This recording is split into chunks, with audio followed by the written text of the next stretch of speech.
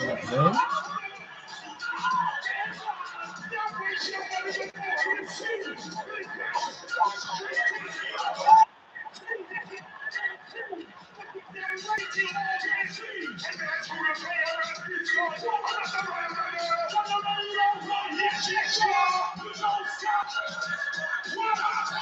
Rock the Bells 2025.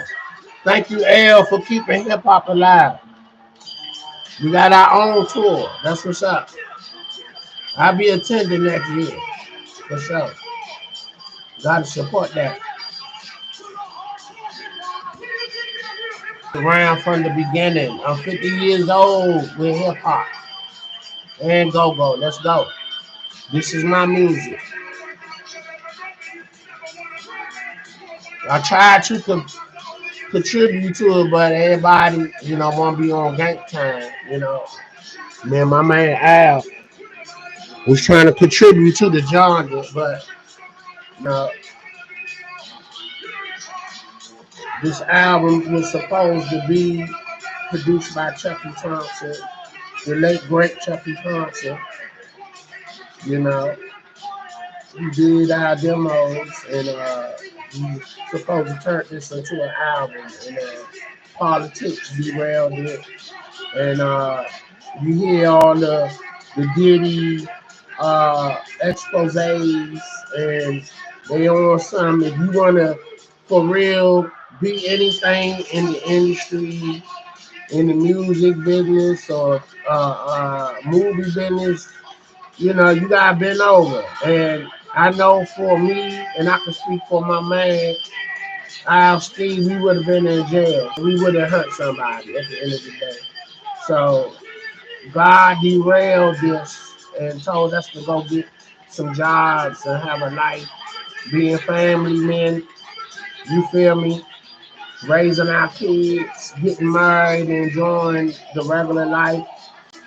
The what is it? They call it the average Joe life. And but what I have enjoyed was those that sacrificed and got their art out. We enjoying that now. So salute to everybody that pushed on with their dreams in spite of, salute. I'd have been in jail.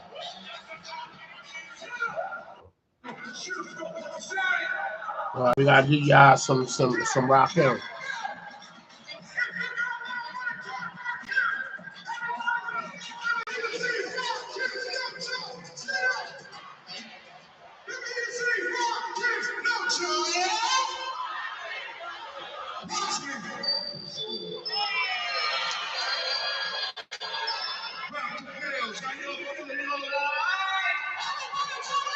Rakim still look good.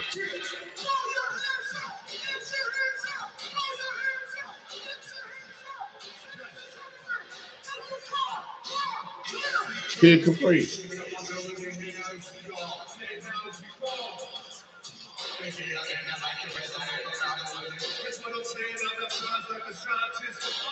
Mariah Carey got a new joint sampling Rakim, and it's a banger.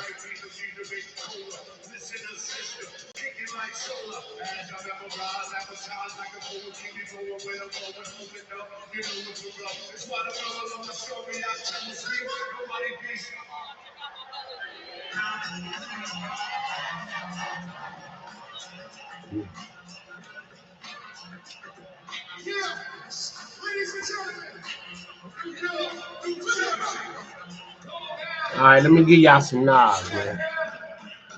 Y'all go to Rock the Bells and watch that. But Nas was in the Essence Fest this past weekend, so y'all go log on to that.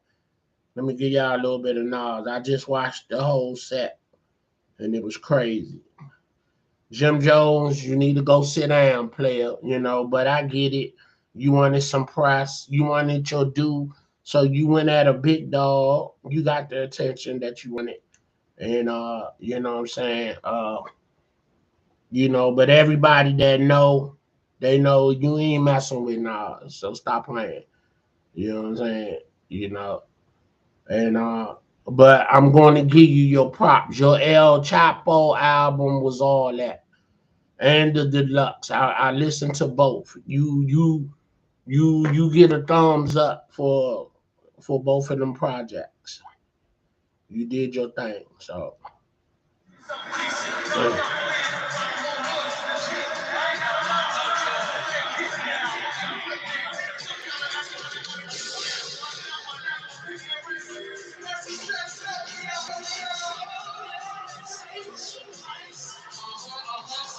that's that joint with Genuine. That joint was a banger.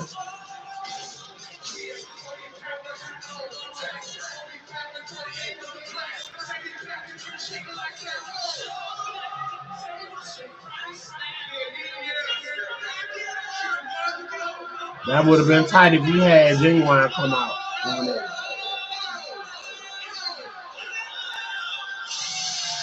Yeah. You need to find out who that singer. I'm sure he promoting dude. He got him on stage. You hear he got a voice. I seen Nas live at the Pavilion a couple of years back. I got sick at that show too. But Erica Badu was the headliner at at the Pavilion at up in Columbia. And them jokers was smoking that chronic. And and it was hot out there. I think I had heat exertion. You know what I'm saying? I wasn't hydrated enough. And I got sick at that piece. All right. All right, y'all go to the Essence Fest to watch that and go to Rock the Bells to see the Rakim KRS-One set. And thanks to LL Cool J, he's behind the Rock the Bells uh, tour. Every year is going to be somewhere different. Probably New York. I don't know where it was at, but I know he kicked it off. I think last year or year before last. So the real hip hop heads, old school hip hop, real hip hop.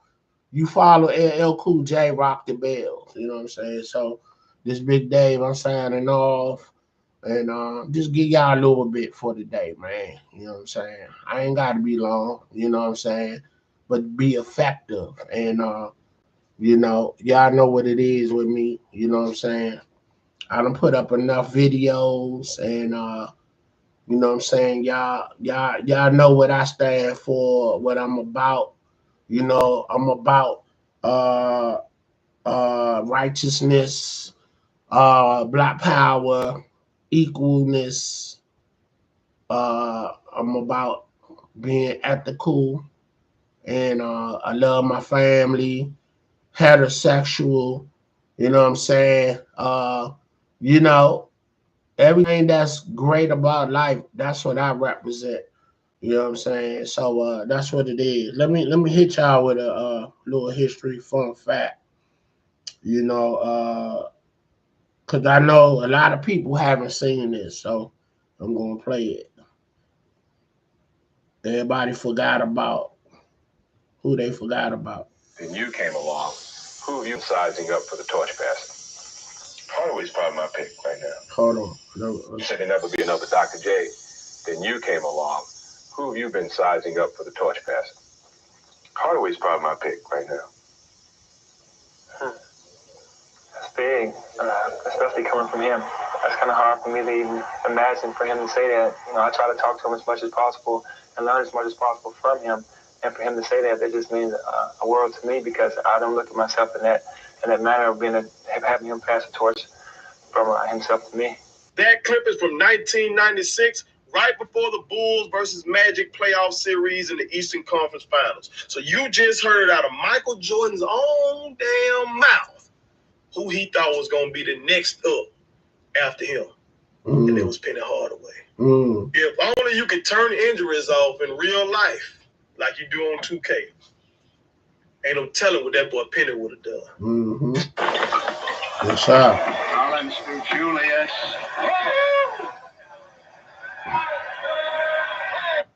Hold on.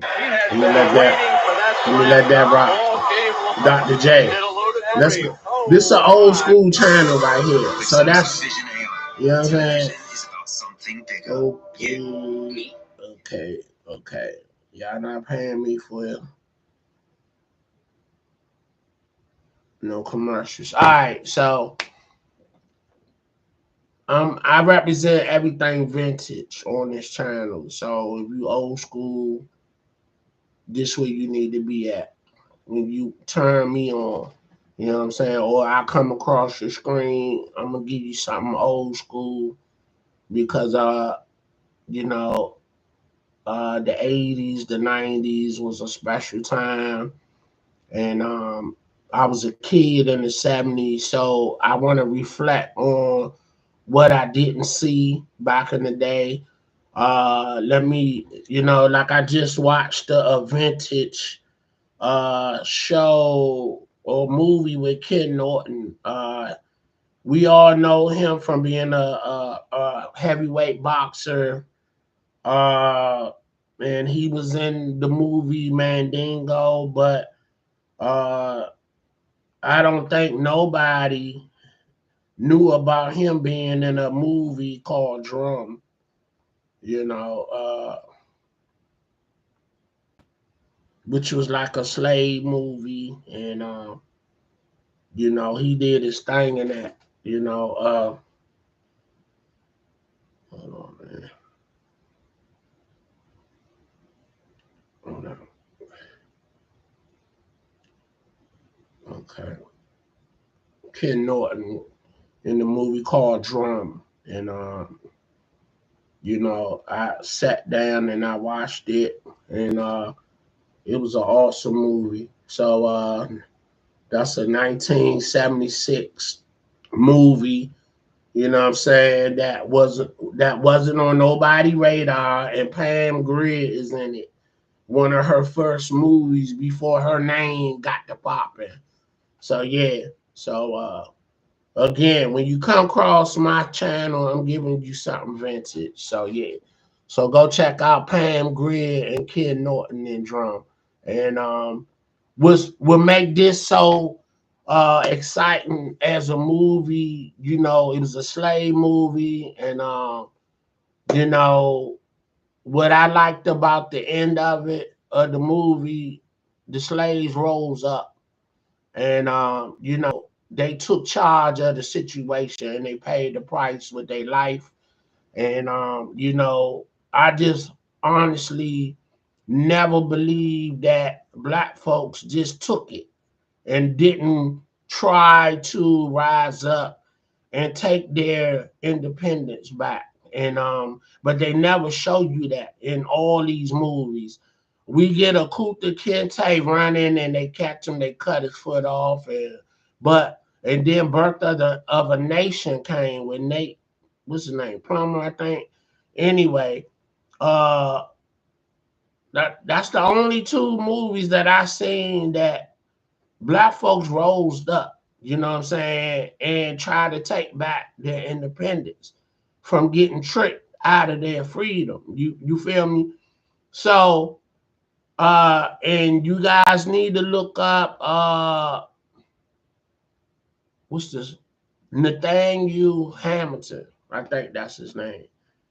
Who owned white slaves in the 1800s, and this man was a wealthy black man. He was like a Reginald Lewis uh in today's time. Reginald Lewis from Baltimore. Hold on, let me look this dude up, man. Nathaniel Hamilton, let me look him up. Somebody that took back their independence and controlled the narrative. And and uh and look, see, I'm a history buff. I tell people if I could do it all over again, I would have been a history professor, but here's a good one right here. This dude just recently arrested for impersonating a lawyer, but all 26 of his cases that he tried, he won the cases. So it's evident that if you read the books, study the books, you can acquire the knowledge. You just won't get the document, which is the diploma, the degree. But you can have the same education somebody else had. So never, more of the story, never let somebody make you feel stupid or act like you're stupid. You can be informed and you can be an intellect. And, people that have degrees will try to discredit you because because you're informed and don't have nobody degree to back it up. They'll act like you're not worthy or you don't have the right to speak on any intellectual situations that you might have researched and got informed about.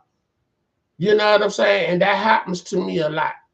You know, I'm informed. I'm very informed about a lot of things. I speak, I talk, I present myself like I have graduated from a university, and I attended UDC, University of District of Columbia, but I'm a dropout due to life, okay. So with that being said, you know, I'm very informed because I like to know stuff. I'm nosy. So I think I can stand toe to toe with anybody on any conversation and give some kind of information, feedback on facts that I research. You know what I'm saying? You know, my dialogue is impeccable. That's I like when Mike Tyson say that word. Uh, and I comprehend very well. I learned early on I started early on studying the dictionary, and I was doing that in middle school. So that helped me with my dialogue and my vocabulary and my comprehension.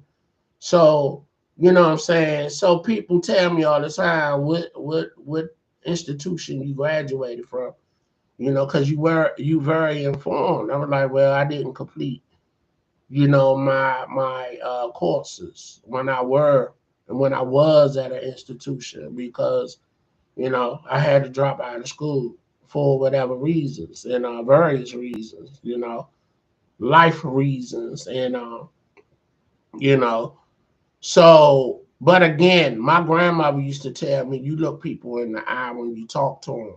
And then don't be afraid to tell people to explain what it is you don't know. It's okay. Don't sit there faking the front like you understand. No, his name was Jeremiah Hamilton, not Nathaniel Hamilton. That's the dude that was in the 1800s that owned white slaves, and he was very successful. Go look him up, his story. And I'm jumping all over the place, but you know, uh, uh, but that's what my grandmother used to tell me over and over. Don't let nobody make you feel like you stupid or you can't think or what I'm saying. Even if, I know a lot of people that are intellectuals, they think everybody else stupid. Not everybody, but most of them. They act like they're the only ones that can think and they're the only ones informed. I'm around a lot of arrogant people, you know what I'm saying? Like, you know, so many times out the week. And you know, and they just, I get it. You sacrifice, you completed a task by getting your degree, and And it is a big deal because getting a degree is not easy. It's a lot of sacrificing of time and studying. So it is a big deal. I'm not discrediting that, but don't make people feel like that, they're less than, like they can't think or comprehend or have dialogue, you know what I'm saying? Because they didn't complete somebody program or institution. So I'm here to tell you, you can read them same books that that person read and got and get the information and know the information and the facts and be toe to toe with them. Only thing they will have over you is the fact that you didn't get the document, which is the degree. You feel me? I'm gonna leave y'all with that, man. You know what I'm saying? But I was trying to uh uh uh let me try to.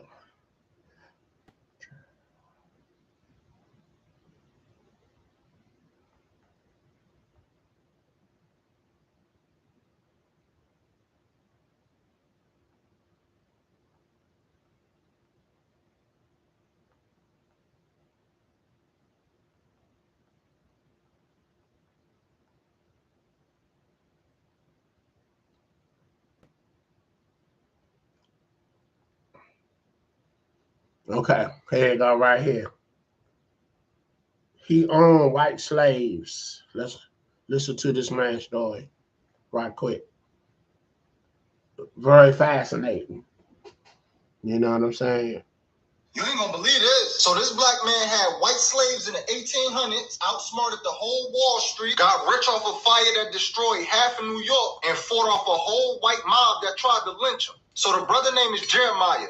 Now before you start Jeremiah damn Hamilton, that's what they used to call him. This man was not a saint. He was a menace. This dude wasn't asking for a seat at the table. He was flipping the whole damn table over and buying the building it was in. Now let's rewind to the early 1800s. Jeremiah born in 1806, and Haiti is fresh off the Haitian Revolution. And this kid learns quick. If you want to survive, Haiti Revolution, 1806. And boy did he. His first hustle, counterfeit coins. He got caught slinging fake currency, bringing them from New York to Haiti, and ends up getting chased out of Haiti by a French warship. Yes, an actual warship. That's how wild bro was coming. But that was just Act 1. Fast forward to the 1820s, Jeremiah shows up to New York. No money, no connections, and no mercy. And remind you, this was around the time when blacks couldn't even walk freely around the city, let alone into a bank. See, around this time, Wall Street was a powder wig white boy's paradise until Hamilton showed up and crashed the party. And get this, he didn't just join the game, he started making his own rules. First move, maritime insurance. Bro turned that to a gold mine. He brought insurance policies on ships and cargo, and then mysteriously some of them ships start sinking. Word on the streets, Jeremiah might have had a hand in a few of them sinking. But this ain't court, this is simple survival. And if you ain't cheating, you ain't trying. But here's the thing, he don't just make a little paper, he starts stacking real wealth. And then boom, disaster strikes. Fast forward to 1835, a massive fire tears through lower Manhattan, like them kind of fires you might read in the Bible or something. Buildings collapsing, banks crumbling, businesses turned to ash. It was called the Great Fire of New York, and it wiped out the whole financial district. Insurance companies going belly up left and right. White-owned businesses is panicking. But guess who was calm? Jeremiah. He holds stacks of insurance claims. Jeremiah around him. Hamilton. So while all of them crying over what just happened, he cashing in. It's the Black Wall Street before Black Wall Street. And it makes him enemy number one. And these white elites lose their goddamn mind. They start calling him all types of names. Prince of Darkness, Rogue Broker, Wall Street's Black Demon. You know they scared when they stop trying to kill your name and start mytholizing you. But it didn't stop there. He started buying up real estate. I'm talking about entire neighborhood. Started investing in railroads, some of which wouldn't even let black folks ride. And he grinning like, that's cool. I'll just own the train. Fast forward to the 1840s, and Jeremiah, that dude, a black man walking around New York with a top hat and a smirk. He moves into a mansion with white slaves. Yes, white slaves. And it's the 1800s. Let that cook for a second. See, that's the type of history they try to hide from their children. Imagine the cognitive dissonance. He's living in the exact world designed to enslave him, and he flipping it upside down for fun. But just because he had money didn't mean he had peace. Because 1863 rolls around, and so does the smoke. The Civil War draft riots hit New York. And listen, it wasn't just some folks mad about the draft. It turned into a full-blown race massacre. Black people being dragged in the streets, homes set on fire, bodies hanging from lampposts. And guess who they wanted next? Jeremiah. A white mob with ropes in their hand rolls up to his house like they about to rewrite history. But bro wasn't even there. Instead, his wife, Elisa Jane, and a white woman answer the door. And somehow, they walk away. Now pause. This is the 1800s. And black men are getting murdered for looking at white women. And Jeremiah, he was married to one and had 10 kids with him. And no one could touch him. This man had legal and social immunity built off money and muscle. And that wasn't just rare, that was unheard of around the time. Now let's talk numbers real quick. By the time he dies in 1875, Hamilton's estate is worth $2 million. That's $300 million in today's money. He was the richest black man in America. At a time when they said that most of us was enslaved or barely surviving, this dude was rewriting the American dream in black ink. But bro wasn't done punking the establishment. He went toe-to-toe with the titans of finance. Y'all know Cornelius Vanderbilt, the railroad king, the man with an ego bigger than his net worth? Yeah, Jeremiah sued him and won. Wall Street couldn't stand him. The newspapers painted him as a villain, but behind closed doors, they all had to respect him because he played by their rules and beat them at their own game. Now here's where it gets real dark. Because you'll think somebody that iconic will be told in textbooks, right? Reginald Lewis. Nope. When Jeremiah died, his name faded into the shadows. No documentaries, no museum plaques, not even a footnote in a black history book. Like the system collectively erased this man. Just like they did the dude in my last video, Tunis Campbell, which I highly recommend y'all check that out, by the way. Like the system said, erase that man. He's too powerful, too smart, too black. But thanks to historians like myself, and thanks to folks finally digging in the archives, his name rising again, as it should. Because Jeremiah is proof that not only were black people present in elite spaces, they were dominating them. They were suing tycoons, owning towns, surviving assassination attempts, and flipping tragedies into triumph. He was black wealth before black wealth had a name. So next time somebody try to gaslight you by saying black people never had power or Wall Street was never for us, you tell them Jeremiah Hamilton outsmarted the whole system, outworked the competition, and outlived the hate. The only reason he ain't in the books is because books were scared of him. If you enjoyed this video, leave a like, subscribe, and comment in my comment section who you want me to do next. In this day and time, in this era and generation, Reginald Lewis was that guy. Look him up. Do your research. The streets fine is Big Dave. I'm out. Peace.